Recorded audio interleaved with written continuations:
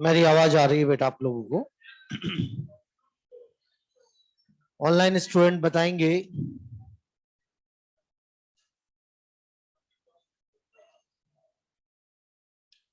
ठीक है, तो कहां कहां तक हो गया बेटा? वहीं वहीं से आज आगे।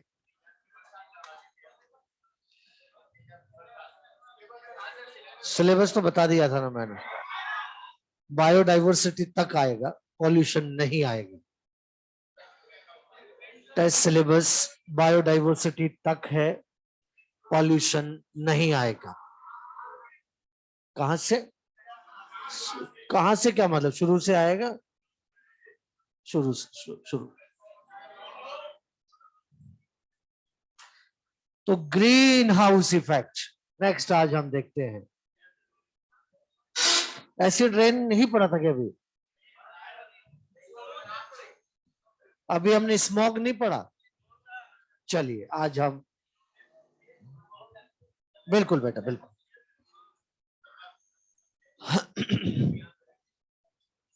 सेकेंडरी एयर पॉल्यूटेंट में जब फॉग स्मॉग से रिएक्ट करता है तो स्मॉग बनता है बेटा। पहले ये डिस्कस करेंगे, उसके बाद फिर चलेंगे हम ग्रीन हाउस इफेक्ट पर। सबसे पहले आता है Los Angeles smog. Los Angeles smog को आप फोटोकेमिकल स्मॉग के नाम से भी पुकारते हैं बेटा। इसको लाइट इंड्यूस्ड स्मॉग भी कहा जाता है। इसे हम यहां ऑक्सीडाइजिंग स्मॉग के नाम से भी पुकारते हैं।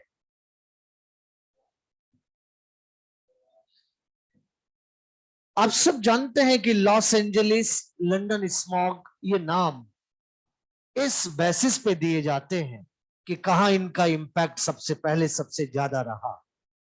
जहां सबसे ज्यादा इनका इंपैक्ट हुआ है उस बेसिस पर ही नाम दिए गए हैं। बनते हमारे यहां भी है, लेकिन पहली बार कहां ज्यादा इंपैक्ट इन्होंने छोड़ा है इस बेसिस पर इनको नाम दिया जाता है। लॉस एंजलिस स्मॉग, आप जानते हैं कि लॉस एंजलिस में बहुत ज्यादा वेहिकुलर स्मॉग मतलब वाहनों से निकला हुआ धुआं है। ये देख सकते हैं धुआं ही धुआं, और इस धुएं के अंदर हाइड्रोकार्बन भी है, NO भी है। जो एटमॉस्फेरिक ऑक्सीजन, हाई टेम्परेचर और लाइट की प्रेजेंस में आपस में रिएक्ट कर जाते हैं। और जल्दी बताओ बेटा, मैंने ये क्या बनाया? हवा में पान बनता है, NO2 बनता है, ओजोन बनता है, और ये सब के सब फॉग में मिक्स हो जाते हैं और हवा का कलर ब्राउन हो जाता है। इस तरह की ब्राउन कलर्ड एयर को फोटोकेमिकल स्मॉग के नाम से पुकारते हैं बेटा। कभी कभी ऐसा भी होता है, कभी कभी ऐसा भी होता है कि जब टेम्परेचर कम रहता है तो लो टेम्परेचर पर ये आपस में रिएक्ट ही नहीं कर पाते, और जब आपस में रिएक्ट नहीं कर पाएंगे तो यहाँ ग्रे कलर्ड एयर हुआ करती है, और जब ग्रे कलर्ड होती है तो इसे हम इनकम्प्लीट फोटोकेमिकल स्मॉग के नाम से पुकारते हैं।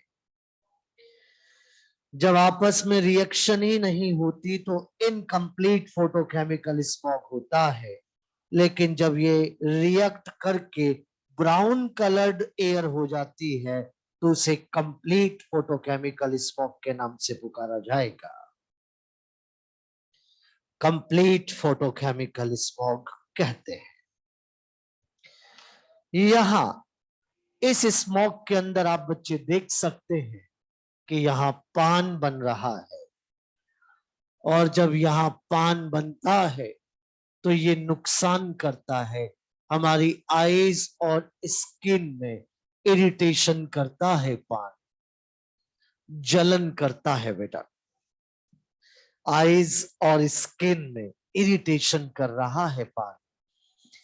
ये प्लांट्स में PS2, प्लांट्स में PS2 इलेक्ट्रॉन फ्लो ब्लॉक कर देता है पान। बेटा फोटोसिंथेटिक इनहिबिटर कहते हैं पान को हम। यहाँ ये रबर टायर की इलास्टिसिटी भी कम कर देता है पान। बहुत खराब है पान। तो यहाँ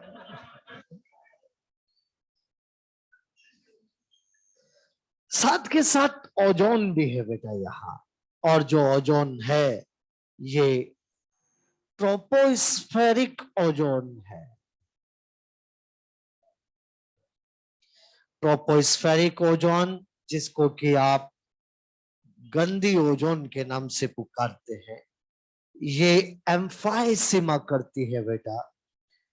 लंग्स एल्वुलाई को तोड़ देती है और साथ के साथ हमारे रेस्पिरेटरी ट्रैक्ट की म्यूकस मेम्ब्रेन को रिजिड कर देती है बेटा। तो नुकसान तो हो ही रहा है, और नुकसान किसी भी तरह का हो उसे पॉल्यूशन में ही काउंट किया जाता है। तो इसको आपने फोटोकेमिकल स्मोक कहा है, क्योंकि यहां लाइट की प्रेजेंस में हो रहा है, तभी तो लाइट इंड्यूस स्मोक भी इसको कहा जाता है। इसे ऑक्सीडाइजिंग स्मोक के नाम से भी पुकारा गया है। और यहाँ पर ये सब इसके बारे में आप बच्चे देख सकते हैं जो नुकसान हो रहा है। कलर से जरूर याद रखिएगा, अगर ब्राउन है तभी कंप्लीट होगा, वरना ग्रे कलर्ड स्मोक को आप इनकम्प्लीट फोटोकेमिकल स्मोक के नाम से पुकारते हैं। नेक्स्ट यहां से सीधी फ्लाइट लेते हैं हम लंदन के लिए। है बेटा, सब हो जाएगा, तुम जा किसके साथ रहो बस ये देखो।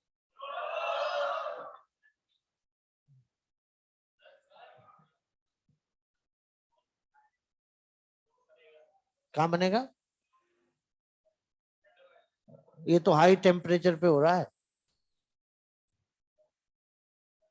नहीं, ये कोई यहाँ पर सनलाइट के आने वाला हाई टेम्परेचर है ये। मतलब आप क्या कहना चाह रहे हैं, सिर्फ ठंड में स्मोक बनता है ऐसा? नहीं, क्वेश्चन बोलिए आपका। नहीं बेटा, डस्ट पार्टिकल तो तब भी रहते हैं ना जब ठंड नहीं रहती, ठीक है ना। और जो हवा का मॉइस्चर है वो तो है ही, तो उसके साथ ये स्मोक क्रिएट हो रहा है। चलिए अब चलते हैं हम, हटा दो बेटा, लंदन स्मोक।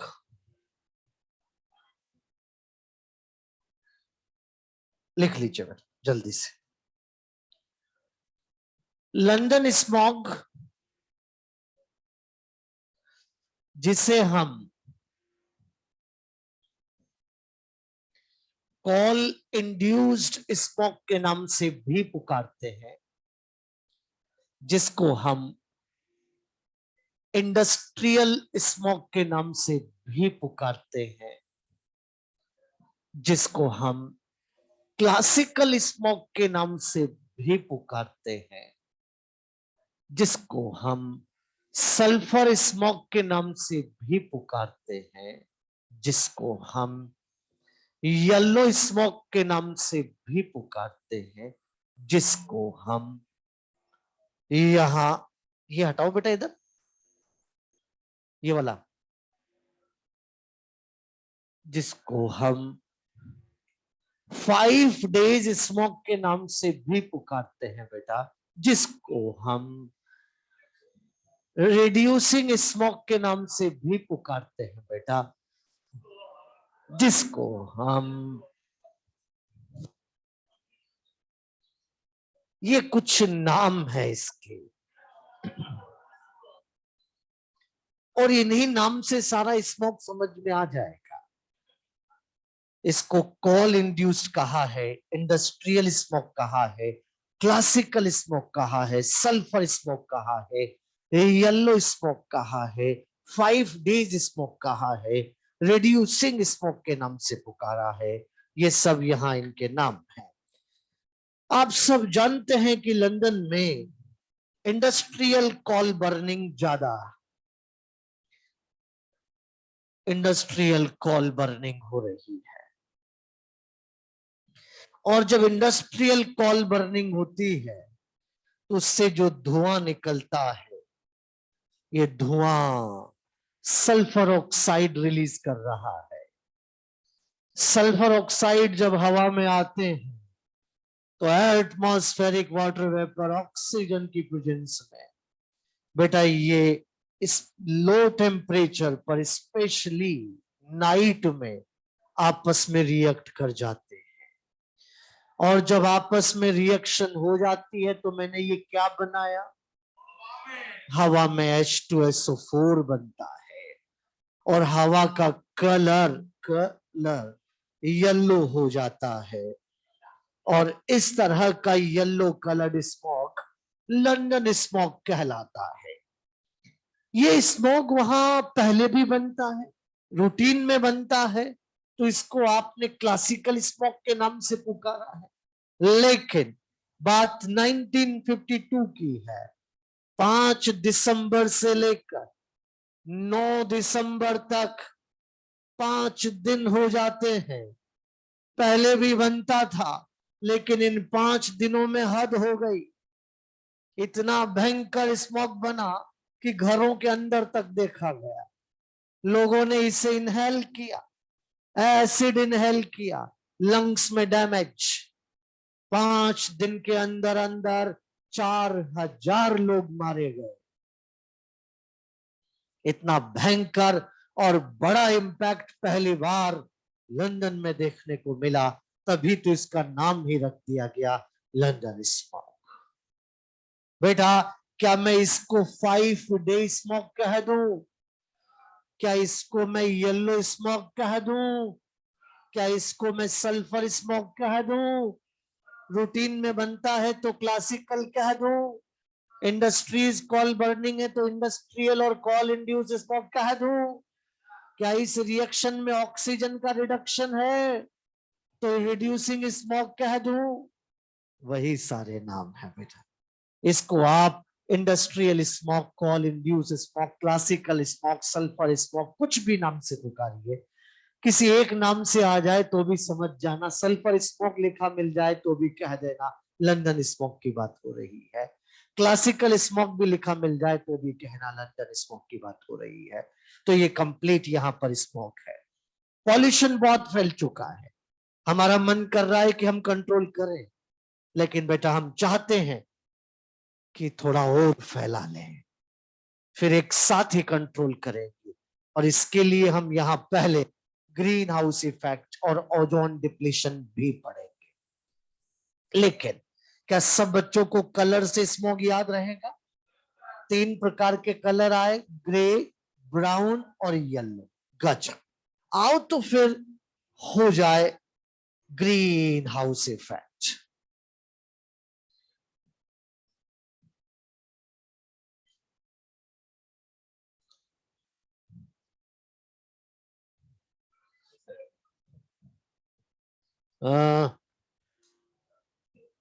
बेटा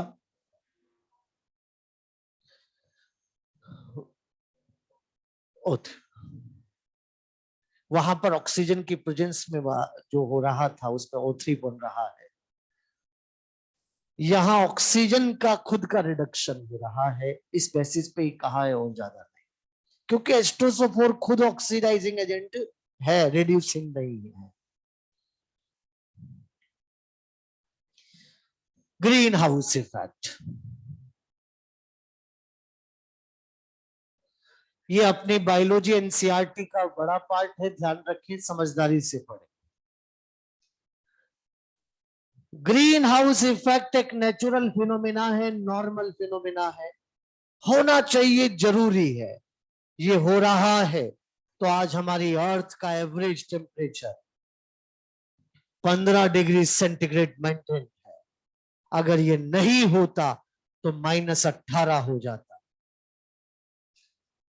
होना चाहिए, जरूरी है।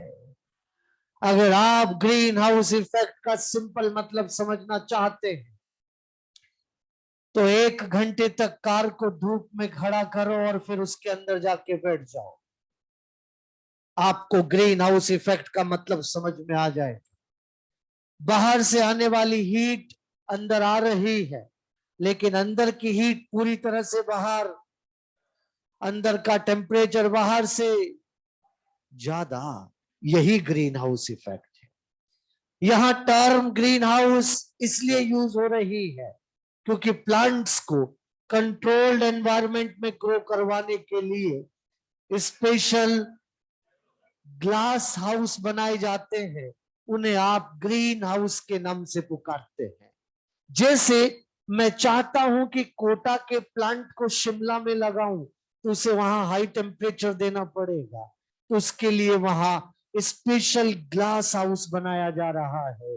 बेटा ये ग्लास हाउस, यहां बाहर से आने वाली हीट, लाइट अंदर आ रही है, लेकिन अंदर की हीट पूरी तरह से बाहर नहीं जा रही, अंदर का टेम्परेचर बाहर से ज्यादा, इसी को आप ग्रीन हाउस इफेक्ट के नाम से पुकारते हैं। नेक्स्ट सुनेंगे ध्यान से। वो डिवाइस जो प्लांट को कंट्रोल्ड एनवायरनमेंट में ग्रो करवाने के लिए होती है, उसे आप फाइटोट्रॉन के नाम से पुकारते हैं। क्या कहते हैं बेटा? प्लांट्स को कंट्रोल्ड एनवायरनमेंट में ग्रो करवाने वाली डिवाइस फाइटोट्रॉन कहलाती है। ग्रीन हाउस एक प्रकार का फाइटोट्रॉन है, नहीं समझे? ग्रीन हाउस एक प्रकार का फाइटोट्रॉन है। सारे फाइटोट्रॉन ग्रीन हाउस, मैं शिमला के प्लांट को कोटा में लगाऊंगा तो उसके लिए फाइटोट्रॉन बनाऊंगा, ग्रीन हाउस नहीं। मैं रिपीट कर देता हूं, फिर सुन लेंगे आप। वो डिवाइस जो प्लांट को कंट्रोल्ड एनवायरनमेंट में ग्रो करवाने के लिए होती है, उसे फाइटोट्रॉन के नाम से पुकारा जाता है। ग्रीन हाउस एक प्रकार का फाइटोट्रॉन है, लेकिन सारे फाइटोट्रॉन ग्रीन हाउस, अगर हम शिमला के प्लांट को कोटा में लगा रहे हैं तो उसके लिए बेटा यहां पर हमने शिमला वाले प्लांट के लिए कोल्ड, कम टेम्परेचर वाला एनवायरनमेंट क्रिएट किया है। इसका मतलब कि फाइटोट्रॉन तो बनाया है, लेकिन ग्रीन हाउस नहीं। ये इफेक्ट हमारी अर्थ पे कैसे चल रहा है, आओ बेटा इसको भी हम समझे। हमारी अर्थ पे आप देख सकते हैं, ये रही हमारी अर्थ, ये रही अर्थ, और यहां ये रहा हमारा ट्रोपोस्फियर। एक बार में बात पहुंचनी चाहिए। हमारे ट्रोपोस्फियर में कई सारी गैस का कंपोजिशन है बेटा, लेकिन उन सारी गैसेस के अंदर मैं 4 के नाम विशेष रूप से लिखूंगा। CO2, CH4, CFC, N2O। आप कहेंगे कि सर एटमॉस्फेरिक गैसेस कंपोजिशन में तो इतनी सारी गैस होती है, फिर आपने 4 का ही नाम क्यों लिखा? आप कहेंगे कि ये 4 ग्रीन हाउस गैस हैं, लेकिन एक बार मैं फिर कहूंगा क्यों। इसका जवाब अभी थोड़ी देर बाद मिलेगा आपको, लेकिन आपको डायग्राम से तो ये समझ में आ रहा है कि इन्होंने अपनी अर्थ के ऊपर, अपने अर्थ के ऊपर एक ब्लैंकेट, एक चादर इन्होंने बनाया हुआ है। इस तरह से यहां पर आ गई। सन से आने वाली लाइट जब हमारी अर्थ सरफेस की तरफ आती है, तो सब बच्चे जानते हैं कि 1/4 रिफ्लेक्ट होती है, सब बच्चे जानते हैं कि 1/4 एब्सॉर्ब हो जाती है, और अराउंड हाफ हमारी अर्थ सरफेस पे आती है। जो इतना कुछ पेनिट्रेट करके यहां पहुंची है, उसका लैम्डा कम, एनर्जी ज्यादा, और अर्थ सरफेस से टकरा कर वापस रिफ्लेक्ट भी हो रही है। बताओ रिफ्लेक्ट होते टाइम क्या उतनी ही एनर्जी के साथ होगी? अरे एनर्जी में कमी लैम्डा बढ़ा देती है। समझ जाइए, आपके एनसीईआरटी लिख रही है कि लैम्डा बढ़कर इंफ्रारेड की रेंज में चला गया। किस रेंज में? दूर दूर तक के बच्चे ध्यान से सुन लेना बेटा। रिफ्लेक्टेड आई आर को एब्जॉर्ब करने की सबसे ज्यादा नेचर इन चार गैस के पास होती है। हर एक मॉलिक्यूल, हर एक पार्टिकल, हर एक गैस का एक पर्टिकुलर वेवलेंथ को एब्जॉर्ब करने का नेचर है। आपने अभी फोटोसिंथेसिस पढ़ा, आपको सर ने वहां एब्जॉर्प्शन स्पेक्ट्रम पढ़ाया। क्लोरोफिल ए का ब्लू और रेड लाइट पर सबसे ज्यादा एब्जॉर्प्शन बताया।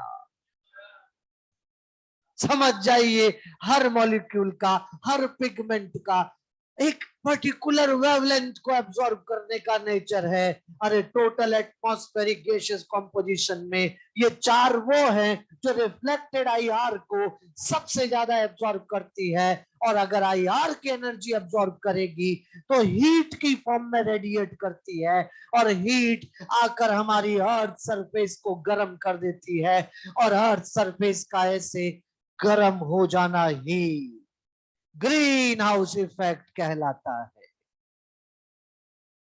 पहुंचा कि नहीं बेटा? आज के बाद मैं कभी भी आपसे पूछूं कि चार ही गैस को ग्रीन हाउस गैस क्यों कहा? रिफ्लेक्टेड आईआर को सबसे ज्यादा एब्जॉर्ब करने की नेचर इन्हीं चार की है, और आईआर की एनर्जी को एब्जॉर्ब करके हीट की फॉर्म में रेडिएट करती है, और हीट आकर अर्थ सरफेस को गर्म कर देती है। वही ग्रीन हाउस गैस है।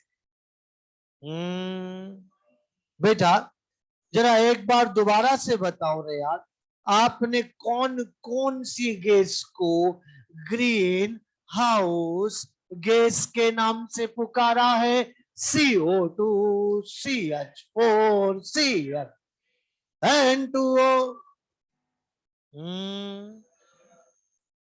CO2 60%, CH4 20, CF4, N2O 6, 60%, 20%, 14%, 6%, 60%, 20%, 14%। Gaseous composition नहीं है, ग्रीन हाउस में पार्टिसिपेशन है। और गैसियस कॉम्पोजिशन, ग्रीन हाउस में पार्टिसिपेशन है। बताओ सबसे ज्यादा ग्रीन हाउस में पार्टिसिपेशन किसका? और पिछले कुछ डिकेड्स में हम देख रहे हैं कि CO2 की कंसंट्रेशन लगातार बढ़ती जा रही है। 1956 में देखा तो 280 ppm, बेटा 2000 हमने यहाँ पर 2001 और 2 में देखा तो ये 368 ppm। आज तो हालात ऐसे बने हुए हैं कि 394 या 400 ppm तक पहुंच गई है। उस गैस का कंसंट्रेशन सबसे ज्यादा बढ़ रहा है, जिसका ग्रीन हाउस में पार्टिसिपेशन सबसे ज्यादा है। आने वाली हीट का अमाउंट कम या ज्यादा, तो अर्थ सरफेस उतना ही गर्म रहेगा कि एक्स्ट्रा वार्म हो जाएगा। और अर्थ सरफेस का इस तरह से एक्स्ट्रा वार्म हो जाना ही ग्लोबल वार्मिंग कहलाता है।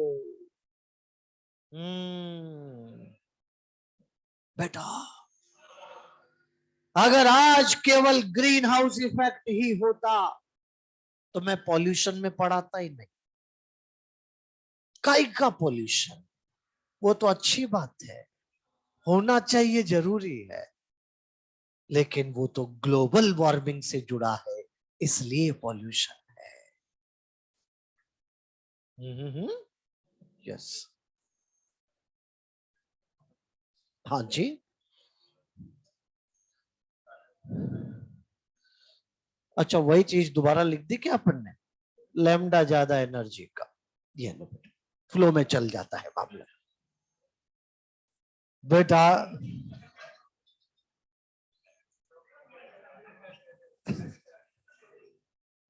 पता नहीं यार, तुम दूर रहना बेटा, अच्छा बहुत दूरी है, नहीं नहीं, निर्भर करता है वो तो, कोई दूरी मैटर नहीं करती। तो बेटा, तो क्या ग्लोबल वार्मिंग समझ में आ रही बेटा आपको? इसकी वजह से आज हमारी अर्थ का मीन टेम्परेचर 0.6 डिग्री सेंटीग्रेड बढ़ चुका है एनसीईआरटी के हिसाब से। वैसे तो 1 डिग्री से ज्यादा बढ़ गया। और जब टेम्परेचर राइज हो रहा है तो उस केस में आप सब जानते हैं कि आइस कैप पिघल रहे हैं, रिवर में फ्लड आ रहा है, ओशन का वाटर लेवल बढ़ रहा है, आइलैंड्स डूब रहे हैं, कोस्टल एरिया के डूबने का खतरा आ गया है, ट्रोपोस्फीयर गर्म हो रहा है, स्ट्रेटोस्फीयर ठंडा हो रहा है, स्ट्रेटो को किसी ने ठंडा किया नहीं, कंपैरेटिव हो रहा है, एडवर्स क्लाइमेटिक कंडीशन बन रही है, L Nino La Neena, L ला नीना। नुकसान बहुत हो रहे हैं लेकिन किसी को फायदा भी हो रहा है। C3 प्लांट, जब CO2 की कॉन्सेंट्रेशन बढ़ जाती है, CO2 की कॉन्सेंट्रेशन बढ़ जाती है तो C3 प्लांट को अच्छा लगता है, क्योंकि इनका फोटोसिंथेसिस, क्योंकि रूबी को ज्यादा CO2 चाहिए। रूबिस को बेटा यहां प्रोडक्टिविटी भी बढ़ जाती है। क्या आप सब बच्चे जानते हैं कि CO2 की हायर कॉन्सेंट्रेशन स्टोमेटल ओपनिंग को लेके टॉक्सिक है? तो पार्शियल क्लोजिंग ऑफ स्टोमेटा हो रहा है, पार्शियल क्लोजिंग ऑफ स्टोमेटा देखने को मिलेगा। और यहां ऐसा होने से ट्रांसपिरेशन में कमी आ रही है। अच्छी बात, अच्छी बात है, क्योंकि प्लांट को वाटर स्ट्रेस कम होगा। लेकिन अब आप मुझसे कहेंगे कि sir partial closing of stomata, तो फिर गैसियस एक्सचेंज पे भी तो फर्क पड़ना चाहिए। पड़ा, गैसियस एक्सचेंज पे फर्क, तो प्लांट ने एक नया अडेप्टेशन लिया, स्टोमेटल डेंसिटी को बढ़ा दिया। स्टोमेटल डेंसिटी बढ़ जाती है, स्टोमेटल डेंसिटी का मतलब है per unit area number of stomata. फिर आप कहेंगे क्या कहा, स्टोमेटल डेंसिटी बढ़ रही है तो फिर तो ट्रांसपिरेशन भी बढ़ना चाहिए। ना ना, कौन सा प्लांट, मोनोकोट के डाइकोट? Mostly dicot. एपिस्टोमेटिक की हाइपोस्टोमेटिक?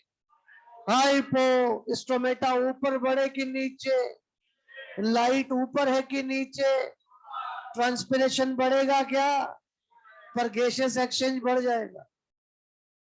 पहुंचा बेटा? तो CO2 कॉन्सेंट्रेशन के बढ़ जाने से C3 प्लांट के फोटोसिंथेसिस का बढ़ जाना, प्रोडक्टिविटी का बढ़ जाना, पार्शियल क्लोजिंग ऑफ स्टोमेटा से ट्रांसपिरेशन का कम हो जाना, स्टोमेटल डेंसिटी का बढ़ जाना, all of this combinedly called as CO2 fertilising effect. CO2 से प्रोडक्टिविटी बढ़ रही है ना बेटा, इसलिए इसको फर्टिलाइजिंग इफेक्ट कह रहे हैं।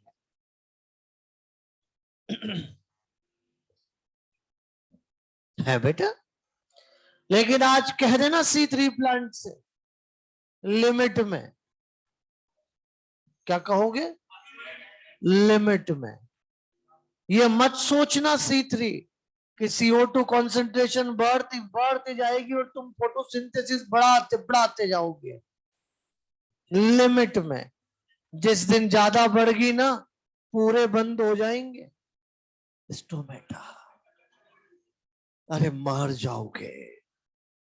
अभी तो पार्शियल क्लोज हो रहे हैं ना, लेकिन ज्यादा बढ़गी तो पूरे बंद हो जाएंगे, मर जाओगे। तो ये कोई ऐसा नहीं है कि डायरेक्टली प्रोपोर्शनल हो गया कि CO2 बढ़ती जाएगी और तुम अपना फोटोसिंथेसिस बढ़ाते जाओगे। ना, लिमिट लिमिट में। तो नुकसान बहुत हो रहे हैं ग्लोबल वार्मिंग की वजह से। आइस के पिघले, रिवर में फ्लड, ओशन का वाटर लेवल बढ़ा, आइलैंड्स डूब रहे हैं, कोस्टल एरिया के डूबने का खतरा, adverse climatic condition, El Nino, La Nina, troposphere गर्म, स्ट्रेटोस्फियर ठंडा, कंपैरेटिव ठंडा। बेटा एक और चीज हो रही है, ट्रॉपिकल एरिया सब ट्रॉपिकल में, सब ट्रॉपिकल टेम्परेट में और टेम्परेट आर्कटिक में शिफ्ट हो रहा है। कैसे? आई से देखो, अभी आएगा समय। यहां आई से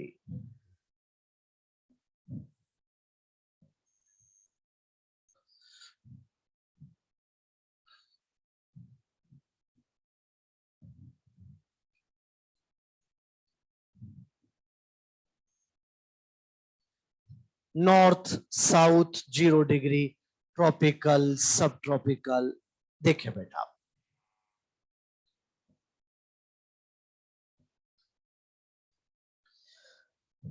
पहले नॉर्मल बात करते हैं। ट्रॉपिकल आप सब बच्चे जानते हो कि ट्रॉपिकल टेम्परेचर मान लीजिए 25 से 40 डिग्री का है, सब ट्रॉपिकल में 15 से 24 डिग्री का है। अर्थ का मीन टेम्परेचर 1 डिग्री बढ़ा, 1 डिग्री, तो 40 से 41 भी हुआ, तो यहां पर 24 से 25 भी तो होगा। जहां जहां तक का एरिया 25 हो गया, तो वहां वहां तक का एरिया ट्रॉपिकल हो गया।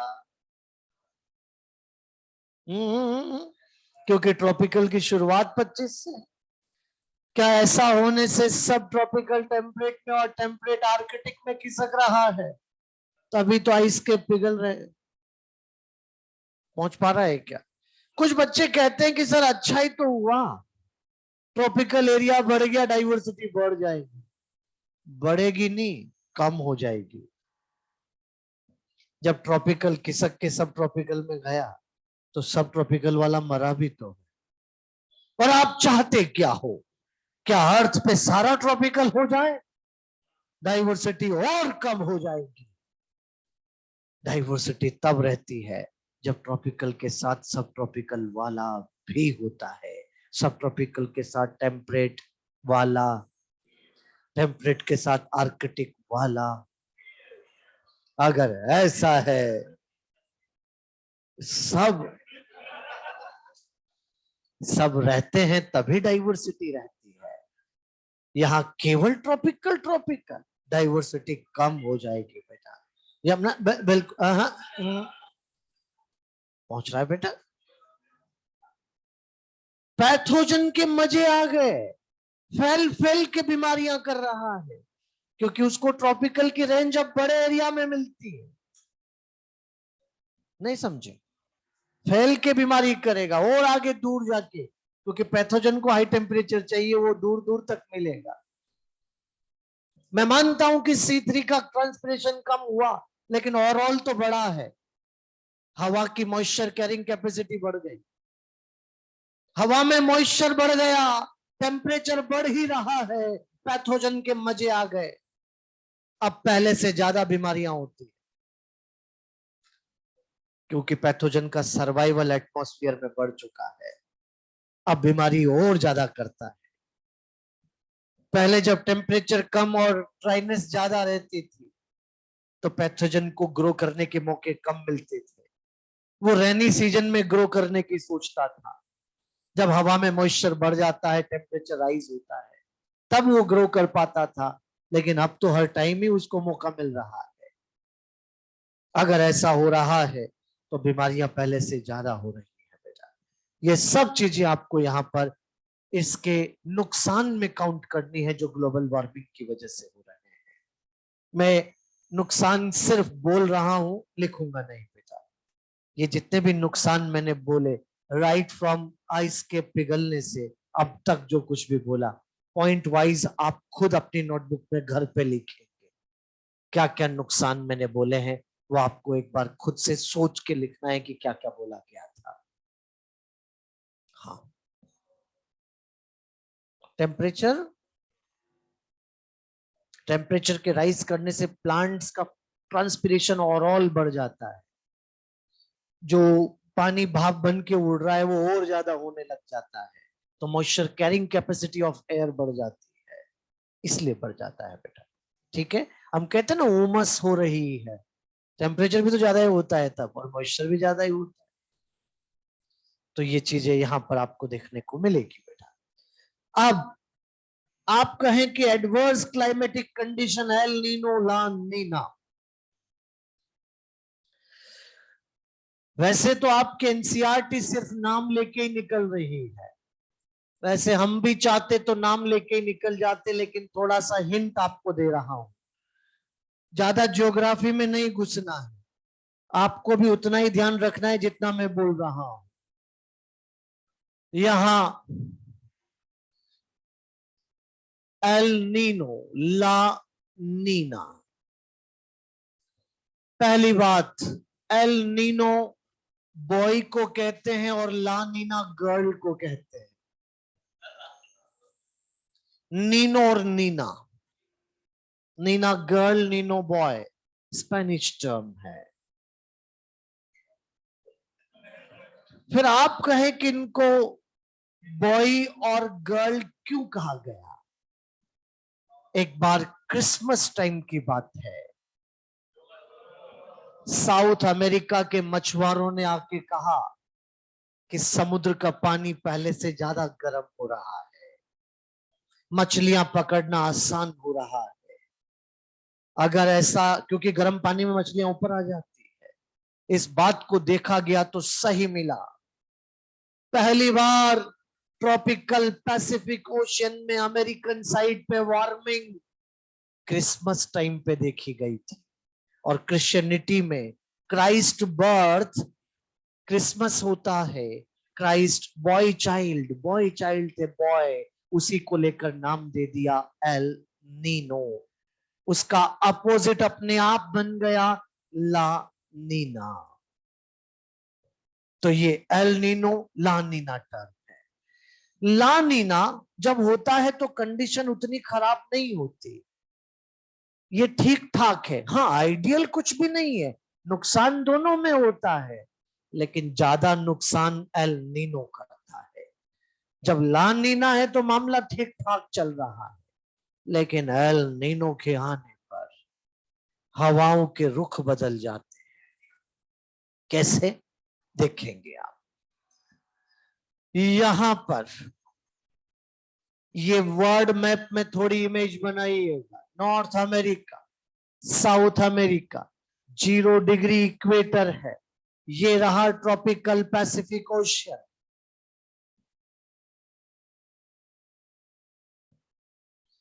इधर ये रहा चाइना, ये रहा इंडोनेशिया,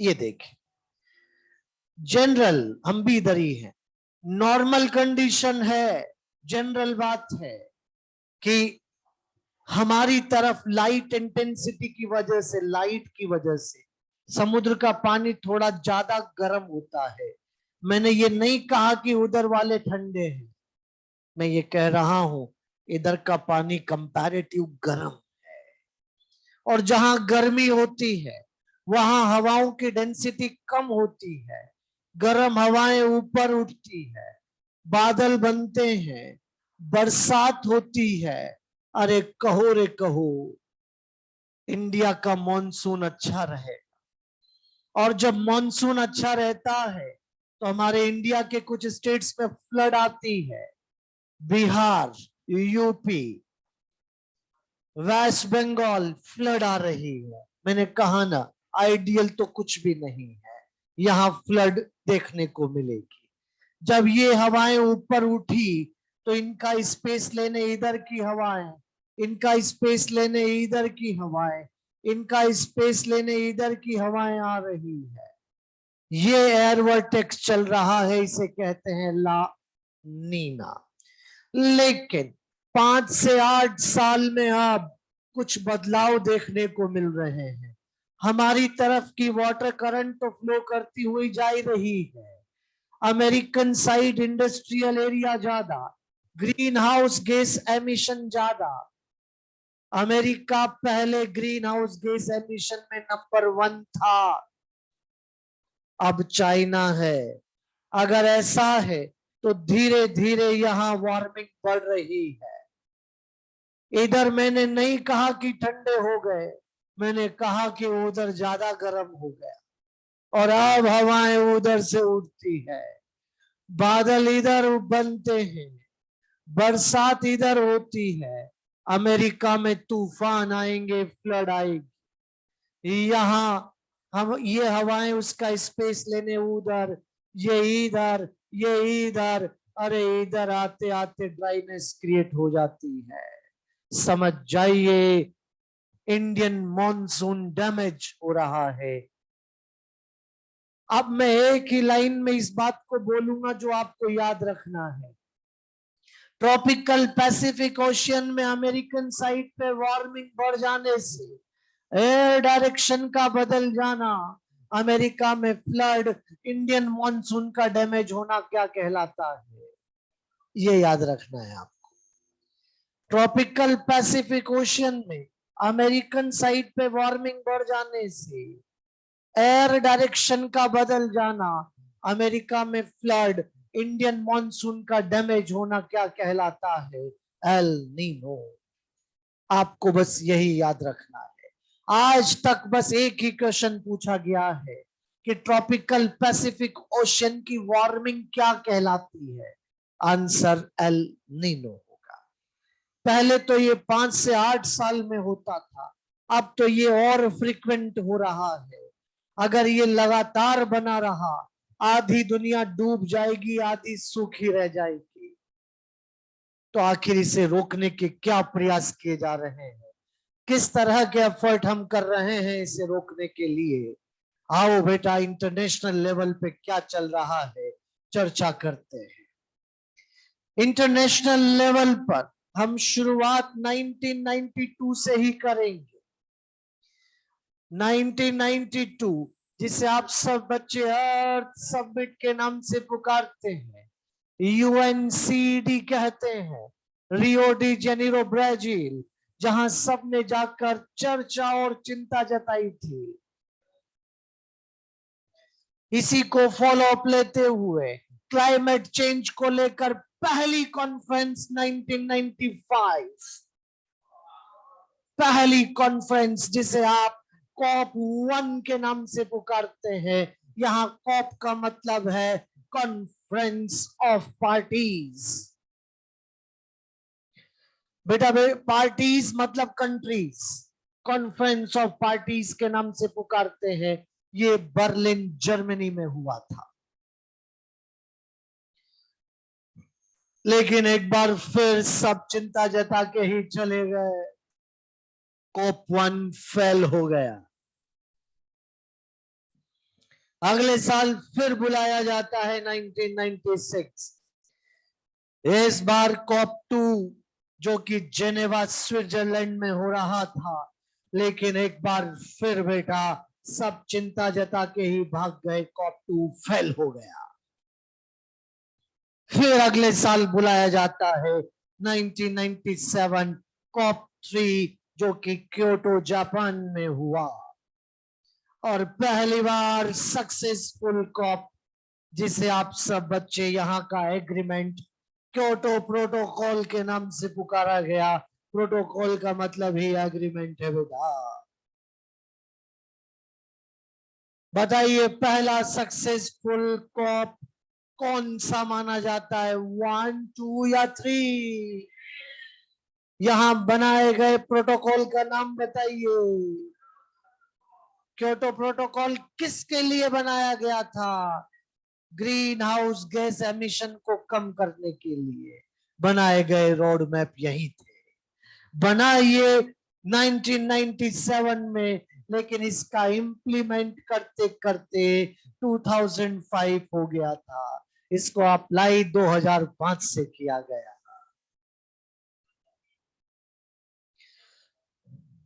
आप और मैं दोनों टेबल पे बैठे, आमने सामने बात हुई। आपने मेरे से कहा कि सर आपको ऐसा करना पड़ेगा। मैंने कहा कि नहीं नहीं, पहले आप ऐसा करो। आपने कहा कि मैं तो ऐसा नहीं कर सकता, तो चलो उठो चलते हैं। फेल। समझ रहे हैं आप? भाई आप हम इंडिया वालों से कहते हो कि आप कोयला इतना बर्न मत करो, इतना ही टन करोगे साल में। हम कहेंगे कि इससे तो हमारी इलेक्ट्रिसिटी की रिक्वायरमेंट ही पूरी नहीं होती, हमारी जनसंख्या भी तो देखो। फिर कहते हैं कि नहीं करना पड़ेगा, नहीं नहीं तो नहीं, रहने दो, फिर जो हो रहा है चलने दो, भुगतेंगे सब। तो ये बेटा होता है। मतलब सब कंट्रीज अपने अपने व्यूज रखती है, अपनी अपनी तरफ से जाती है और एग्रीमेंट बनाए जाते हैं, लेकिन साइन तभी तो होंगे ना जब सबको उचित लगेगा कि हाँ यार ऐसा करने से मुझे दिक्कत नहीं होगी।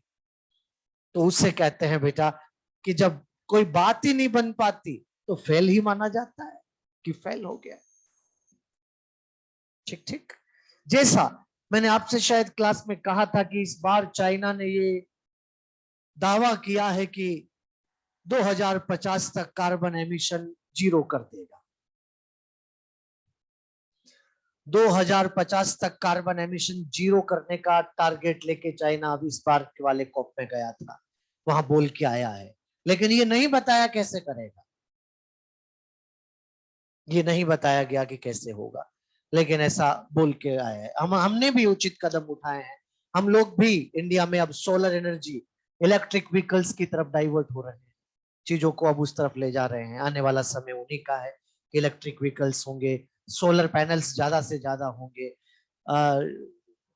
डेजर्ट एरिया में जहां जहां बंजर जमीन पड़ी हुई है, कोशिश की जा रही है कि वहां सोलर पैनल्स लगाए जाए, वहां पर हम जो कि वो विंड मिल होती है वो लगाएं, ताकि हम ज्यादा से ज्यादा एनर्जी जनरेट करें, बढ़िया रहेगा।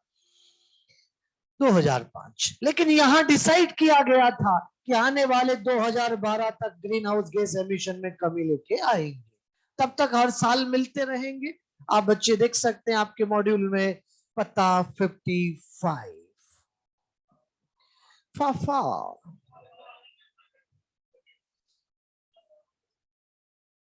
तो पत्ता फाफा पे चलेंगे आप।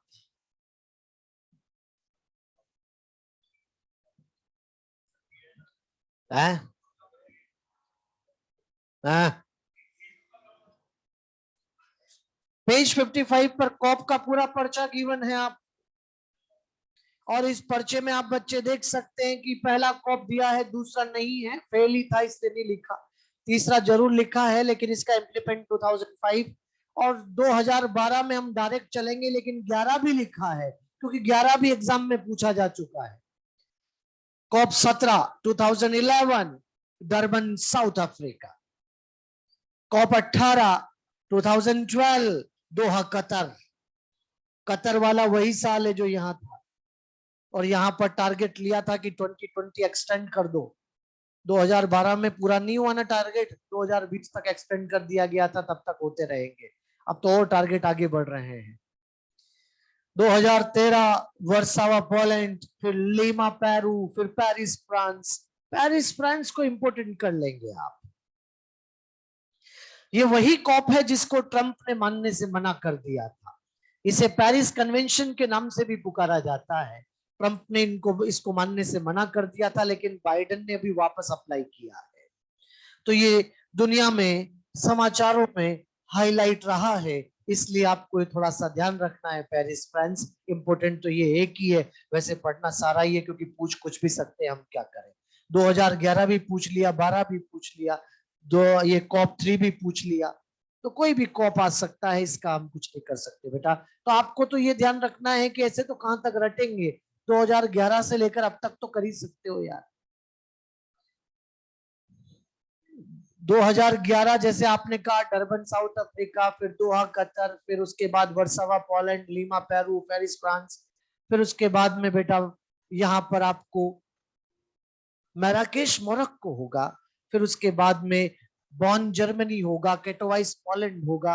ऐसे ही आपको सीक्वेंस में थोड़ा यहाँ पर मैड्रिड स्पेन होगा। 2020 में तो कॉपी नहीं हुआ, 19 तक आपके सामने है। Covid, due to Covid pandemic इसको पोस्टपोन कर दिया गया था, और इसको यहाँ कॉप 26 जो होना था वो नहीं हुआ 2020 में, और कॉप 6 फिर 2021 में हुआ है, और इसको ग्लासगो ये स्कॉटलैंड में हुआ बेटा।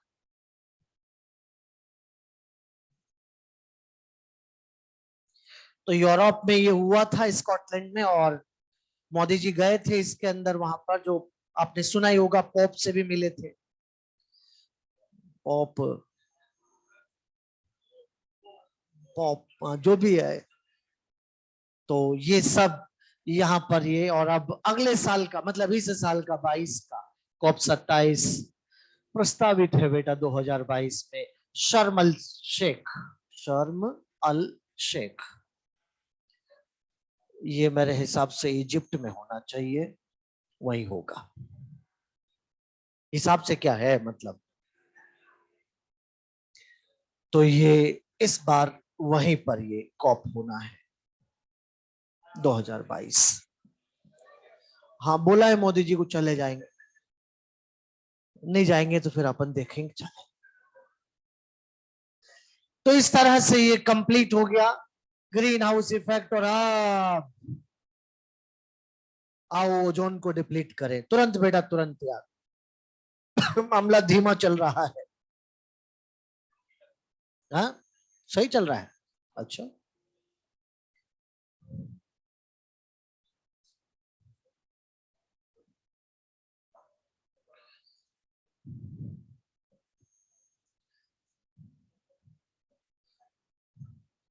हाँ, हाँ, हाँ।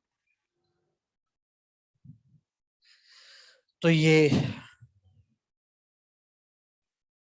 ओजोन डिप्लीशन,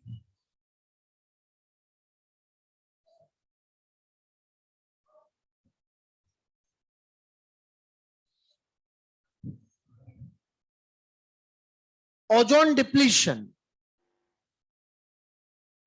ये रही हमारी अर्थ, ये रहा हमारा ट्रोपोस्फियर, ये रहा हमारा स्ट्रेटोस्फियर।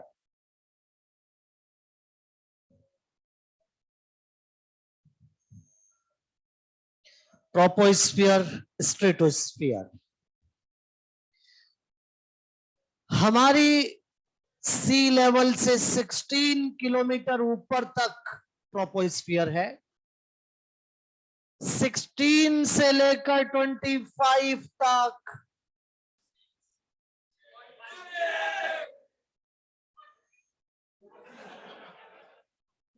जोर कम लगाओ बेटा, ओजोन के मॉलिक्यूल की कंसंट्रेशन सबसे ज्यादा है 16 से 25। ओ जो वो आ जाएंगे इधर अभी कि मुझे किसी ने पुकारा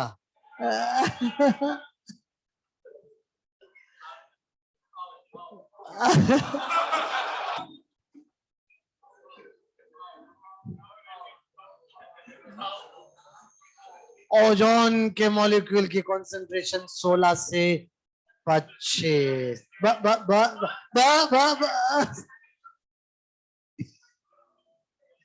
छोरा भरा पड़ा है यार ये तो। बेटा ऐसा माने कि ये हमारी अर्थ की पोलर एरिया है, नॉर्थ पोल और ये है साउथ पोल। हम्म। आप सब जानते हैं कि ओजोन लेयर में ओजोन के मॉलिक्यूल लगातार टूटते भी रहते हैं, और टूटने और बनने में एनर्जी चाहिए। क्या एनर्जी सनलाइट से मिल रही है?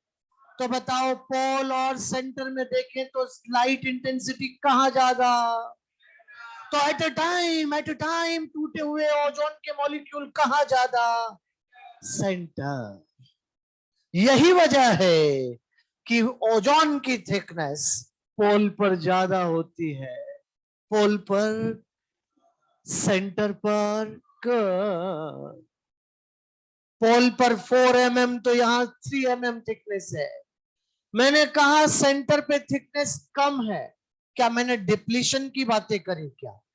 ना, मैंने अभी तक जो कुछ भी कहा नेचुरल कहा, नॉर्मल कहा, सच कहा। बेटा ये नॉर्मल बात है, लाइट इंटेंसिटी की वजह से ऐसा हो रहा है। वैसे तो मैंने यहाँ mm लिखा, लेकिन ओजोन की थिकनेस को अगर सच में देखा जाए तो डॉप्सन यूनिट में मेजर किया जाता है। कौन सी यूनिट? डॉप्सन यूनिट में मेजर किया जाता है। डॉप्सन यूनिट किसे कहते हैं? जब 1 सेंटीमीटर क्यूब वॉल्यूम में, इमेज बनाना मेरे शब्दों की, 1 सेंटीमीटर क्यूब वॉल्यूम में जब ओजोन के मॉलिक्यूल को नॉर्मल टेम्परेचर प्रेशर पे कंप्रेस किया जाता है, कितने वॉल्यूम में? नॉर्मल टेम्परेचर प्रेशर पे क्या किया? कंप्रेस करने के बाद थिकनेस 0.01 mm आती है, तो उसे आप 1 डॉप्सन यूनिट के नाम से पुकारते हैं। ये बात पहुंचे कि नहीं पहुंचे? 1 सेंटीमीटर क्यूब वॉल्यूम में ओजोन के मॉलिक्यूल को नॉर्मल टेम्परेचर प्रेशर पे क्या किया? कंप्रेस करने के बाद थिकनेस कितनी? 0.01 mm, तो वो कितना माना जाएगा? 1 डॉप्सन यूनिट। बिखेर दो फिर हवा में, वो 1 डॉप्सन यूनिट है। समझ रहे हैं आप? अगर ऐसा है तो सच में देखा जाए तो यहाँ पर 400 DU थिकनेस है बेटा, और यहाँ पर 300 DU थिकनेस है। तो बताओ ओजोन की थिकनेस पोल पे ज्यादा की सेंटर में? ह्यूमन की पॉपुलेशन पोल पे ज्यादा की सेंटर में? और ह्यूमन की तरह तरह की एक्टिविटीज, ह्यूमन एसी यूज कर रहा है, फ्रिज यूज कर रहा है, डीओ यूज कर रहा है, जेट प्लेन उड़ा रहा है, वार्निशमेंट यूज कर रहा है, लगातार ओडीएस रिलीज कर रहा है। ODS, OD, ozone depleting substances. होने को तो बहुत कुछ रिलीज हो रहा है, लेकिन सबसे ज्यादा कौन? सीएफसी। रिलीज कहां हो रहे हैं? पोल पे की सेंटर पे? लेकिन धीरे धीरे डिफ्यूज होकर कहां जा रहे हैं? पोल्स पे, क्योंकि गर्म गर्म हवाएं ठंडे इलाकों की तरफ शिफ्ट हो रही है। मान लीजिए मैं इक्वेटर हूं तो यहाँ गर्मी ज्यादा, और अब यहां से गर्म हवाएं उठ रही है ये पोल्स की तरफ, फिर उधर की हवाएं स्पेस लेने इधर, फिर ऐसे चल रहा है। तो अल्टीमेट कहां डिफ्यूज हो रहे हैं? पोल। पोल पे जब ये पहुंचते हैं ओडीएस, तो वहां जाकर क्लोरोफ्लोरोकार्बन लाइट की प्रेजेंस में टूट जाता है, और अगर ये टूट जाएगा तो CF2Cl और फ्री क्लोरीन रेडिकल बनाता है। बहुत डेंजरस, बहुत घातक है ये फ्री क्लोरीन रेडिकल। ये ओजोन से रिएक्ट करके उसे तोड़ देता है रे बेटा, और यही चुप नहीं बैठता, फिर वापस रिएक्ट करके फिर फ्री रेडिकल की फॉर्म में रिलीज हो जाता है। और अगर ऐसा है तो फिर ओजोन को तोड़ेगा। चेन रिएक्शन चल रही है। साइंटिस्ट ऐसा मानते हैं कि 1 free radical of chlorine can deplete 1 lakh molecule of ozone. अकेला एक लाख मॉलिक्यूल को तोड़ सकता है। अरे लाइट से तो टूट ही रही थी, इसने भी जाके तोड़ा। टूटी हुई का अमाउंट कम की ज्यादा? अगर टूटी हुई का अमाउंट बढ़ जाएगा तो थिकनेस उतनी रहेगी कि कम? ओजोन की थिकनेस में कमी आ जाना ओजोन होल कहलाता है। यहाँ होल का मतलब कोई आर पार का छेद नहीं है। होल का मतलब है टोटल थिकनेस में कमी। जब ये 400 DU से 100, 300 DU से 100, सीधी बात 100 DU हो जाना ओजोन होल कहलाता है। तो बताओ होल पहले सेंटर पे हो रहा है कि पोल? पोल पे पहले क्यों? ओडीएस सबसे ज्यादा वही एक्यूमुलेट हो रहे हैं। अरे नॉर्मली ओजोन की थिकनेस कहाँ ज्यादा, होल भी कहाँ ज्यादा? समझ रहे हैं बेटा? तो होल कहाँ बेटा?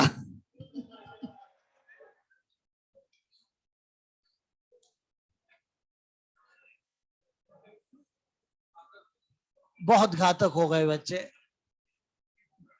Maximum accumulation of CFC low temperature पे हो रहा है, and total thickness of ozone, total thickness of ozone decrease हो रही है, 100 DU तक आ रही है, and this is called ozone hole. First ozone hole कहां देखा बेटा? 1985 निम्बस 7 सैटेलाइट ने पहली बार ओजोन होल अंटार्कटिका पर देखा था। अंटार्कटिका। और अब तो हर साल लेट अगस्त अर्ली अक्टूबर के बीच ये होल अपीयर हो रहा है। आप कहें सर इसी समय क्यों? अरे ये वहां का स्प्रिंग सीजन है। अंटार्कटिका ऐसा एरिया जहां भयंकर कोल्ड, गजब के क्लाउड, सिर्फ ट्रोपो नहीं स्ट्रेटोस्फीयर में भी क्लाउड बनते हैं। 6-6 महीने अंधेरा रह जाता है। इस टाइम पर लाइट इंटेंसिटी बढ़ रही है। एक तरह से जो क्लाउड में जो क्रिस्टल बने थे, क्लाउड क्रिस्टल्स, वो काम कर रहे थे सरफेस का, जिनके ऊपर जा जाके सीएफसी जम रहा था। जैसे ही लाइट इंटेंसिटी बढ़ती है, सीएफसी रिलीज होता है, ब्रेक होता है, फ्री रेडिकल रिलीज करता है और ओजोन को ज्यादा तोड़ता है। तो इस टाइम पर होल ज्यादा अपीयर होता है। मैं मानता हूं कि वापस ठीक भी हो रहा है, लेकिन ठीक होना और होल होने में होल होना ज्यादा हो रहा है, लगातार बढ़ता जा रहा है। और अगर ऐसा होता रहा तो सेंटर पे भी आएगा, और अगर सेंटर में आया भारी पड़ जाएगा। यूवी नीचे आएगी, और यूवी नीचे आके क्या क्या कर सकती है मैं बता चुका हूं आपको। Mutation, skin cancer, snow blindness, cataract, xeroderma pigmentosa. तो आखिर इसको रोकने के क्या प्रयास चल रहे हैं, क्या किया जा रहा है? यहां इसे रोकने के लिए 1987 मॉन्ट्रियल प्रोटोकॉल बनाया गया था। Montreal protocol Montreal city Canada में बनाया गया था बेटा। मॉन्ट्रियल सिटी कनाडा, बिल्कुल कनाडा विच ही बनाया गया। 1989 से इफेक्टिव माना जाता है, बना 87 में था। वो जो अभी अभी आप कोप का पर्चा देख रहे थे, उसमें 2005 में क्या मॉन्ट्रियल में ही था क्या मामला?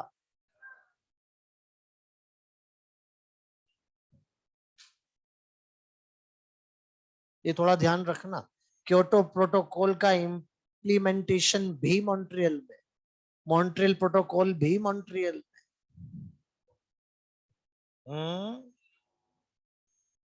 इम्प्लीमेंटेशन था मॉन्ट्रियल में, बनाया तो क्योटो में था, क्योटो प्रोटोकॉल, और ये वही इम्प्लीमेंट और वही बना। ये तो सब वही याद रखना है। इसके बाद अमेरिका ने सीएफसी की जगह एचएफसी को यूज करना शुरू कर दिया।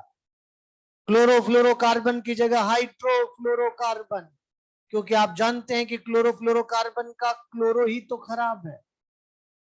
तो क्लोरो की जगह हाइड्रो यूज किया जा रहा है। जैसे आजकल आप एसी खरीदने जाओ, आपसे कहेंगे ग्रीन गैस। ग्रीन गैस का मतलब ही आप समझ जाइए बेटा कि वहां पर अब क्लोरोफ्लोरोकार्बन का यूज कम हो रहा है। सीएफसी के अलावा डिप्लीटिंग कैपेसिटी N2 और मीथेन की भी होती है, लेकिन इन तीनों में मैक्सिमम सीएफसी है। वैसे तो सबसे ज्यादा और भी है कोई BRFC, ब्रोमोफ्लोरोकार्बन, लेकिन वो डेंस से वो नीचे रहता है, ऊपर नहीं पहुंच पाता। ऊपर पहुंचने वालों में तो सबसे ज्यादा कौन कर रहा है? सीएफसी। तो ये आपको ध्यान रखना है बेटा। तो इस तरह से ये ओजोन डिप्लीशन भी कंप्लीट है। और आओ अब बहुत हो गया पॉल्यूशन, कंट्रोल करते हैं बेटा। 1990 में आर्कटिक में भी होल देखा, 1985 में अंटार्कटिक में देखा। ज्यादा होल पहले अंटार्कटिक में शुरू हुआ, देखना जो हमने। वहां कौन रहता है? आर्कटिक में इम्पैक्ट होगा बेटा, जो भी जाएगा उसको इम्पैक्ट होगा। रह रहा है तो उसको इम्पैक्ट होगा, तभी तो नुकसान, और नुकसान मतलब पॉल्यूशन। आने वाला समय खराब हो सकता है, इसलिए ह्यूमन को समझना चाहिए, अवेयर होना चाहिए चीजों को लेकर। और पहली प्रायोरिटी है प्लांटेशन, ज्यादा से ज्यादा ट्रीज लगाने चाहिए, क्योंकि हमारे बस में यही है अभी जो हम आम आदमी होकर कर सकते हैं, कि जहां भी हमें ऐसा लगता है कि यार हम ट्री लगाएं तो लगाना चाहिए हमें, आपके घर के आसपास, आपके खेत के आसपास, जहां भी आपको ऐसा फील होता है, जहां आप उसकी केयर कर सके। देखो थोड़ा एफर्ट तो करना पड़ता है, लेकिन जोर लगाना पड़ेगा बेटा।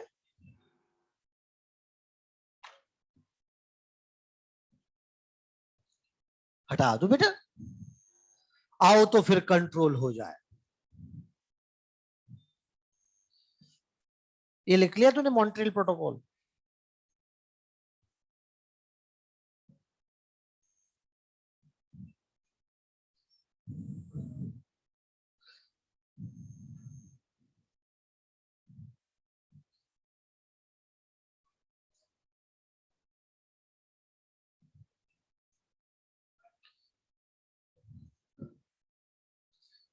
Control of air pollution.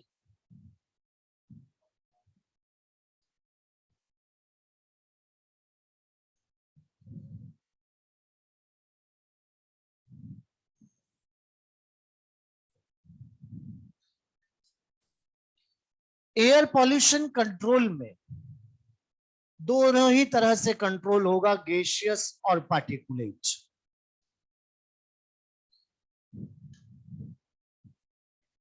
Gaseous control में हम यहां पर एडजॉर्प्शन, एब्जॉर्प्शन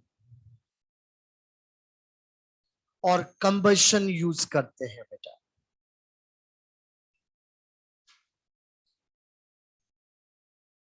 एडजॉर्प्शन, एब्जॉर्प्शन और कंबशन यूज किया जा रहा है। पार्टिकुलेट, पार्टिकुलेट के लिए दो तरह की डिवाइस यूज होती है, अरेस्टर और स्क्रबर। अरेस्टर में हम ईएसपी को पढ़ेंगे, इलेक्ट्रो स्टैटिक प्रेसिपिटेटर, ठीक। एडजॉर्प्शन, एब्जॉर्प्शन, कंबशन नहीं पढ़ेंगे, नहीं पढ़ेंगे, एनसीईआरटी का पार्ट नहीं है।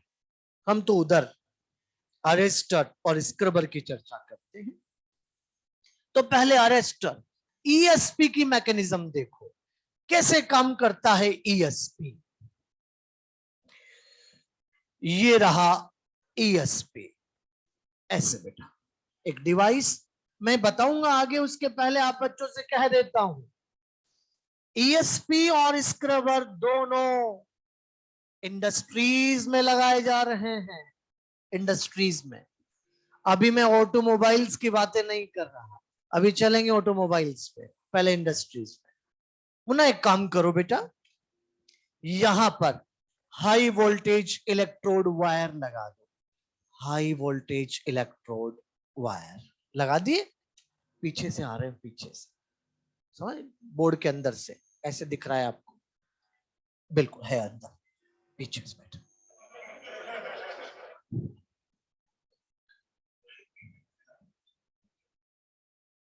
तुझे आज पता लगा बेटा?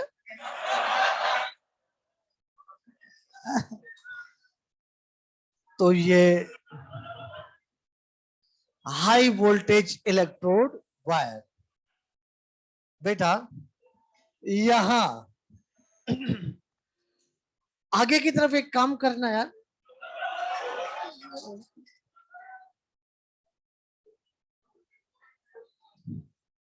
पॉजिटिव चार्ज प्लेट्स लगाना बेटा, प्लेट्स, प्लेट से बेटा, पॉजिटिव चार्ज्ड प्लेट्स। बहुत उत्साहित है बालक, हाँ। तो positive charge plates are grounded, grounded का मतलब फिटेड, लगा दी जाती है। अब एक काम करो, डर्टी एयर इधर से पास करो। मेरा कहने का मतलब इंडस्ट्रियल एग्जॉस्ट, और इसके अंदर पार्टिकुलेट मैटर भी आ रहा है। ये जैसे ही पार्टिकुलेट मैटर आगे बढ़े, हाई वोल्टेज इलेक्ट्रोड वायर को हाई वोल्टेज दीजिए, और जब आप इन्हें हाई वोल्टेज देंगे तो बाहर इलेक्ट्रॉन निकल रहा है। आप मत डरो बेटा। तो यहां इलेक्ट्रॉन बाहर, इलेक्ट्रॉन का एनवायरमेंट बन रहा है, और इलेक्ट्रॉन का जो ये एनवायरमेंट बनता है इसे कोरोना कहते हैं। किस नाम से पुकारते हैं? आपके एनसीईआरटी लिखती है discharge corona, discharge corona. Discharge का मतलब कोई चार्ज नहीं, ऐसा नहीं है। डिस्चार्ज का मतलब है रिलीज, रिलीज्ड, छोड़ दिया गया, रिलीज्ड कोरोना है।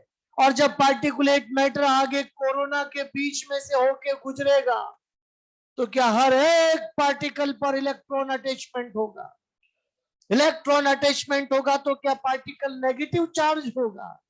नेगेटिव चार्ज पार्टिकल आगे जाएगा तो पॉजिटिव चार्ज प्लेट्स पे अरेस्ट हो जाएगा, पॉजिटिव चार्ज प्लेट्स पे अरेस्ट हो जाएगा। कहो रे बेटा, पीएम यही अरेस्ट हो गए। पार्टिकुलेट मैटर बेटा, यहां आगे जाने वाली एयर, क्लीन एयर यहां पर है, जो कंपैरेटिव क्लीन है, 100% नहीं। कंपैरेटिव क्लीन है, 100% नहीं। क्या आपने पार्टिकुलेट मैटर के साथ गैसियस इंप्योरिटी को भी हटाया है क्या? अरे वो तो जा ही रही है ना यार। अरे दूर दूर तक के बच्चे कान खोल के सुन लेना, कुछ भी कर लेना, पॉल्यूशन कम होगा, खत्म नहीं। कम कर सकते हैं, खत्म नहीं, ये याद रख लेना। हम जहां जहां भी कंट्रोल की बातें करेंगे आपसे, दिमाग में पहले से लेके चलना, कम हो रहा है, खत्म नहीं। फिर ये मत सोचना कि यार 100% तो प्योर हुआ ही नहीं, क्या क्या किया। क्या करे बेटा, जितना हो सकता है उतना ही तो करेंगे ना। तो यहाँ कम कर सकते हैं, खत्म नहीं। और हाँ, मैं मानता हूं कि ईएसपी गजब की डिवाइस है, 99% पार्टिकुलेट मैटर को सेपरेट करना जानती है, लेकिन 1% जो सबसे छोटा है वो नहीं रुकता यार, वो तो निकलता ही है। फिर भी ध्यान रखना, एयर फ्लो स्लो रखना, धीरे से हवा गुजारो।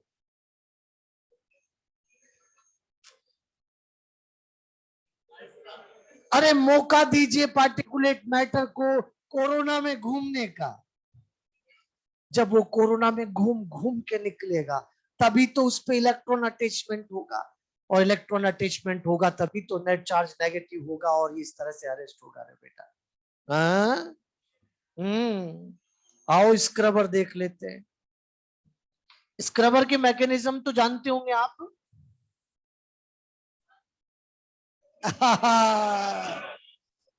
बहुत गजब बेटा। वाह वे बालक, बहुत बढ़िया।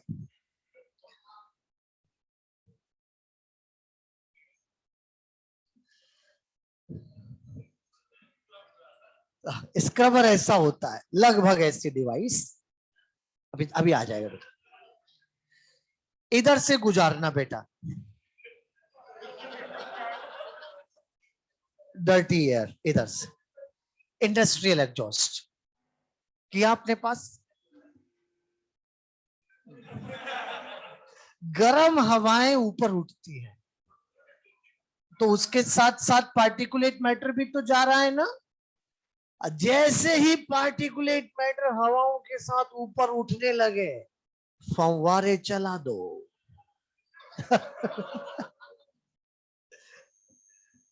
क्या चला दी बेटा? फव्वारे किसके? लाइम वाटर के बेटा, नींबू पानी। बालक ने स्वाद लिया है तो तो यहां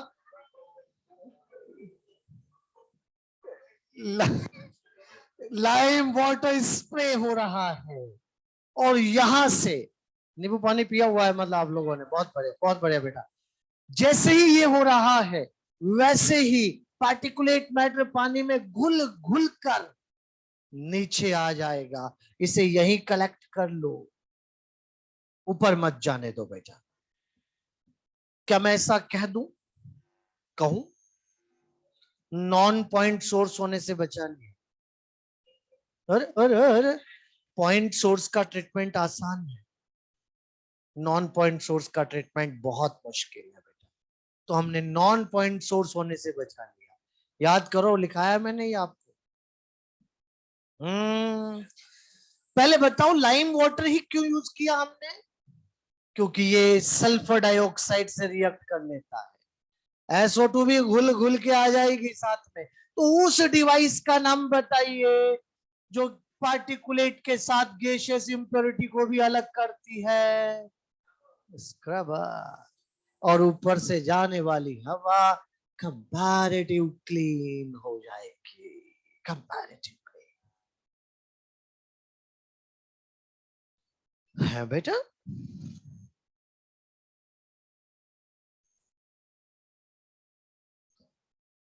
ठीक, क्या 100% क्लीन हो रही है ना? कम कर सकते हैं बेटा, खत्म नहीं। तो दोनों में आपको कौन अच्छा लगा रे बेटा? दोनों अच्छे हैं, ऐसे किसी एक को स्पेशल वेटेज नहीं देते ना, नहीं नहीं। जब जिसकी जरूरत हो उसे यूज करो।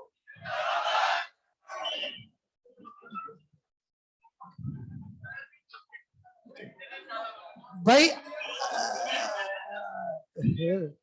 ठंड रख, आपके इंडस्ट्री में बनती होगी सल्फर डाइऑक्साइड यार, हमारी इंडस्ट्री में नहीं बनती। हम जबरदस्ती स्क्रबर क्यों लगाए रहे यार? आप लगाओ। अगर हम जबरदस्ती स्क्रबर लगा लेंगे तो खर्चा बढ़ जाएगा ना यार, तो फिर आने वाले प्रोडक्ट की कॉस्ट भी बढ़ जाएगी। अगर ऐसा हो रहा है तो समझ जाइए, जब जिसकी जहां जरूरत हो उसको यूज करो बेटा, ऐसे इस किसी एक को स्पेशल वेटेज नहीं। हाँ, इस मामले में स्क्रबर ज्यादा अच्छा है कि वो पार्टिकुलेट के साथ गैसियस इंप्योरिटी को भी अलग करता है, लेकिन जिस इंडस्ट्री में जिसकी जरूरत है उसको यूज किया जाए, ऐसे किसी एक को स्पेशल वेटेज ना ना ना ना। बात क्लियर? तो ये दोनों डिवाइस इंडस्ट्रीज में यूज की जाती है। आओ बेटा ऑटोमोबाइल्स की चर्चा करें, और उसके लिए सबसे पहले आपको दिल्ली की केस स्टडी देखनी पड़ेगी। दिल्ली में क्या हुआ था? बात 1990 की है। 41 मोस्ट पॉल्यूटेड सिटीज का सर्वे करवाया गया। उस टाइम पर अपनी दिल्ली की रैंक 4 आई बेटा। आज तो दिल्ली फर्स्ट के लिए भारी कंपटीशन में चल रही है। बहुत तगड़ा बेटा, बहुत तगड़ा। अगर ऐसा हो रहा है तो यहां अभी तो हालात बहुत खराब है। इनफैक्ट 20 में से 15 से 18 शहर इंडिया के पड़ते हैं मेरे हिसाब से। बहुत मुश्किल हालात हो रहे हैं। तो हमें पॉल्यूशन के बारे में सोचना चाहिए बेटा। नई जनरेशन को इसीलिए अवेयर किया जा रहा है पॉल्यूशन पढ़ा के।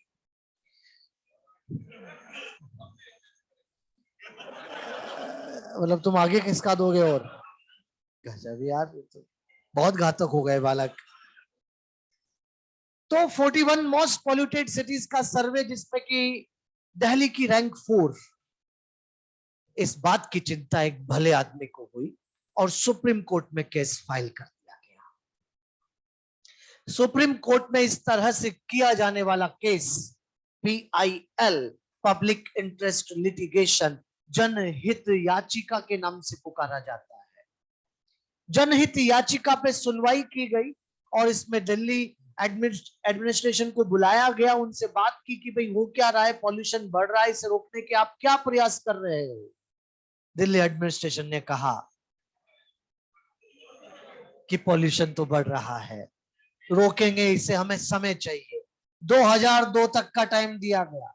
इसी बीच वहां एक बहुत अच्छा स्टेप लिया गया, और स्टेप ये था कि वहां पर पब्लिक ट्रांसपोर्ट को पेट्रोल और डीजल से हटाकर सीएनजी में कन्वर्ट कर दिया गया। सीएनजी कंप्रेस्ड नेचुरल गैस, जो कि पेट्रोल और डीजल से ज्यादा अच्छी है, क्योंकि इसकी 4 क्वालिटी आपके एनसीईआरटी लिख रही है। पहला, एफिशिएंट बर्निंग, इसकी बर्निंग पेट्रोल और डीजल से ज्यादा अच्छी है, और बर्निंग ज्यादा बढ़िया होगी तो अनबर्न कम बाहर आएगा, पॉल्यूशन कम होगा। दूसरा, इसमें मिलावट नहीं होती। इंडियन स्टैंडर्ड के हिसाब से 5% इथेनॉल होना चाहिए, लेकिन पेट्रोल पंप पे पहुंचते पहुंचते 20% हो जाता है, मिलावट। तीसरा, इसे कोई चुरा नहीं सकता। बाइक में तो आप जानते हो, पेट्रोल में तो बाइक खड़ी है, पाइप निकाला, बोतल में लगाया, चुरा के निकल लेते हैं, ऐसा मैंने सुना।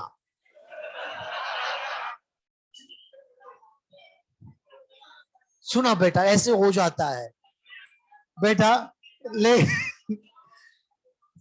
लेकिन सीएनजी ऐसे बोतल में नहीं आती। मैंने कोशिश नहीं की बेटा, लेकिन लेकिन वो इस तरह से बोतल में नहीं आती है। और सबसे अच्छी क्वालिटी है, सस्ती होती है। तो 4 बातें आपको बताई गई है एनसीईआरटी ने। पहला, एफिशिएंट बर्निंग, सबसे बढ़िया तो यही है। दूसरा, मिलावट नहीं, चुरा नहीं सकते, सस्ती होती है। ये सब देखकर दिल्ली में पॉल्यूशन में कमी आई, तो फिर यार सेंट्रल गवर्नमेंट ने विचार किया कि दिल्ली के पॉल्यूशन में कमी आ रही है, लेकिन हमारे देश में और भी तो मेट्रो सिटीज हैं। दिल्ली है, कोलकाता है, मुंबई है, कानपुर है, आगरा है, अहमदाबाद। मैंने उनका नाम लिया जिनमें पॉल्यूशन ज्यादा है। और अगर ऐसा है तो उस केस में पॉल्यूशन बढ़ रहा है यार, वहां भी तो कुछ करना चाहिए। क्या वहां भी सीएनजी अप्लाई कर दें? कर तो दें, लेकिन इतना बड़ा देश है हमारा, रेगुलर सप्लाई के लिए पाइपलाइन बिछानी पड़ेगी यार, तब तक तो टाइम लगेगा, तब तक तो पॉल्यूशन और फैल जाएगा। इंस्टेंट क्या करें? तो कैबिनेट में चर्चा हुई और एक सुझाव आया कि एक काम करते हैं, यूरोप वालों ने अपने यहां पर पेट्रोल और डीजल का नया कंपोजिशन बनाया है, उसकी बर्निंग पहले वाले से अच्छी हो रही है, क्यों ना हम भी हमारे इंडिया में वही अप्लाई कर दे। बर्निंग अच्छी होगी तो पॉल्यूशन कुछ तो कम होगा। जब ये चर्चा चल रही थी तो हमारे देश की पेट्रोलियम कंपनीज के ओनर को गुस्सा आ गया। गुस्सा इस बात का था कि अभी अभी अगर आपने यूरोप के वो नियम अप्लाई कर दिए, तो उस पेट्रोल डीजल का क्या होगा जो स्टॉक में पड़ा है? उस पेट्रोल डीजल का क्या होगा जो मार्केट पे चला गया? वापस मंगवाएंगे, ट्रांसपोर्टेशन चार्ज, स्टॉक को रिफिल्टर करेंगे, उसका चार्ज, नई मशीन आएगी, उसका चार्ज, पेट्रोल और डीजल के दाम बढ़ जाएंगे। और बढ़े हुए पेट्रोल डीजल अगर दाम मार्केट में गया, दोबारा आपकी गवर्नमेंट नहीं आएगी। जब कुर्सी जाने की बातें होती तो गवर्नमेंट को सब समझ में आ जाता है। यही हुआ, तो फिर कहा कि नहीं, पॉल्यूशन तो बढ़ रहा है, फिर कुछ तो करना पड़ेगा भाई। एक काम करो, कंट्री वाइड सर्वे करवाया जाए, और कंट्री वाइड सर्वे करवा कर 11 मोस्ट पॉल्यूटेड सिटीज को सेलेक्ट किया गया। यूरोप के वो नियम सबसे पहले उन्हीं 11 सिटीज में लगाए जाएंगे, सारे इंडिया में नहीं। मैंने ये बैकग्राउंड स्टोरी इसलिए बताई कि अभी मैं बोर्ड पे लिखता कि 11 सिटीज में यूरोप ये नियम लगा है, तो आप बच्चों की तरफ से जरूर क्वेश्चन आता, क्या फिर बाकी के इंडिया में इंतजार कर रहे थे वहां पहुंचने का? मेरी बात पहुंच रही बेटा?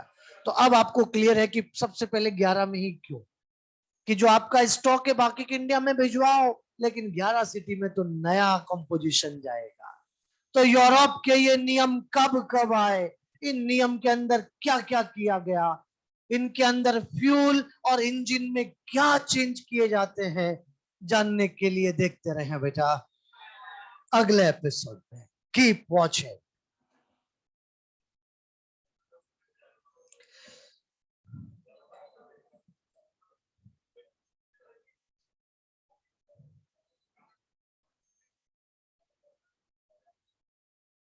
बहुत बढ़िया, बहुत बढ़िया। बच्चे यहाँ लिख रहे हैं कि यहाँ पर कुछ प्रोडक्ट ऐसी कंपनी से खरीदे जाते हैं जो उनकी शॉपिंग से बचे पैसों के होता होगा, ट्रीज प्लांट किए जाते हैं। बहुत बढ़िया, बहुत बढ़िया, थैंक यू बेटा, करते रहो।